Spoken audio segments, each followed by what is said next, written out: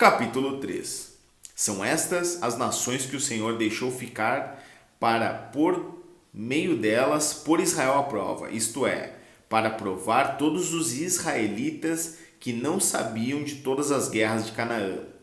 Ele fez isso tão somente para que as gerações dos filhos de Israel conhecessem a guerra, para lhes ensinar a guerra, pelo menos as gerações que anteriormente não sabiam disso. Os que ficaram foram 5 governantes dos filisteus, todos os cananeus, sidônios e heveus que habitavam as montanhas do Líbano, desde o monte de Baal-Hermon até a entrada de Ramate.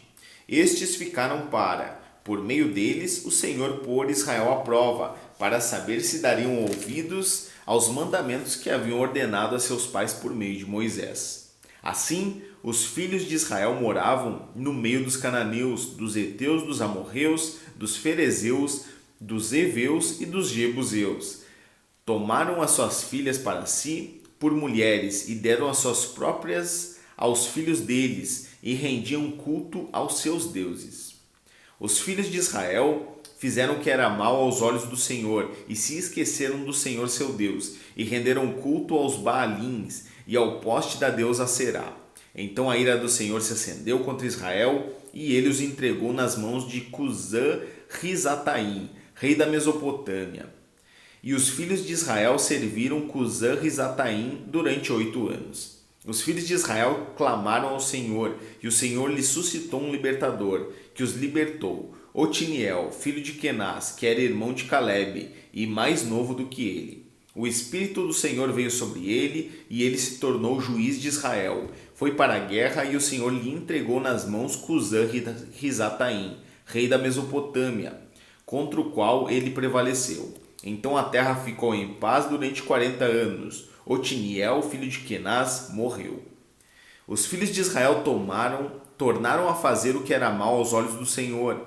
Por isso, o Senhor deu poder a Eglon, rei dos Moabitas, contra Israel, porque fizeram o que era mal aos olhos do Senhor. Eglon se juntou com os filhos de Amon e os amalequitas, foi e derrotou Israel, e eles se apoderaram da cidade das palmeiras. E os filhos de Israel serviram Eglon, rei dos Moabitas, durante 18 anos. Então os filhos de Israel clamaram ao Senhor, e o Senhor lhes suscitou um libertador, Eude, homem canhoto, filho de Gera, benjamita. Por meio dele, os filhos de Israel enviaram tributo a Eglon, rei dos Moabitas. Eude fez para si um punhal de 2 gumes, do comprimento de quase meio metro, e cingiu-o debaixo da sua roupa, do lado direito.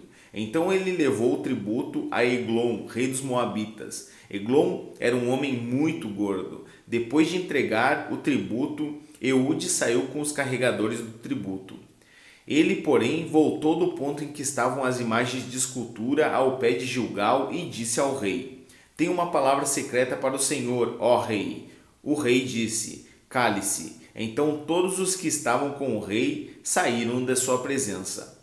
Eude entrou numa sala de verão que o rei tinha só para si, e então ele estava sentado. Eude disse: Tenho uma palavra de Deus para o Senhor. E Eglon se levantou da cadeira. Então Eude estendeu a mão esquerda, puxou seu punhal do lado direito e o cravou na barriga do rei, de tal maneira que entrou também o cabo com a lâmina.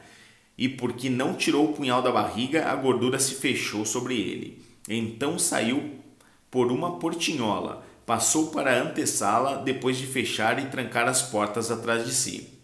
Quando ele tinha saído, vieram os servos do rei e viram que as portas da sala de verão estavam trancadas e disseram: Sem dúvida, ele está fazendo as necessidades na sala de verão. Esperaram até cansar, e como o rei não abria a porta da sala, pegaram a chave e a abriram, e eis que o seu senhor estava morto, caído no chão. Eude escapou enquanto eles se demoravam, e tendo passado pelas imagens de escultura, foi para Seirá. Tendo chegado, tocou a trombeta nas montanhas de Efraim, e os filhos de Israel desceram com ele das montanhas, indo ele à frente. E ele lhes disse: Sigam-me, porque o Senhor entregou nas mãos de vocês os seus inimigos, os Moabitas. Eles seguiram Eude e tomaram os vales do Jordão contra os Moabitas. e a nenhum deles deixaram passar. Naquele tempo, mataram uns 10.000 homens moabitas, todos robustos e valentes. E não escapou nem sequer um. Assim, naquele dia, Moabe foi subjugado por Israel, e a terra ficou em paz durante 80 anos. Depois de Eude veio Sangar, filho de Anate, que matou 600 filisteus com uma aguilhada de bois, e também ele libertou Israel.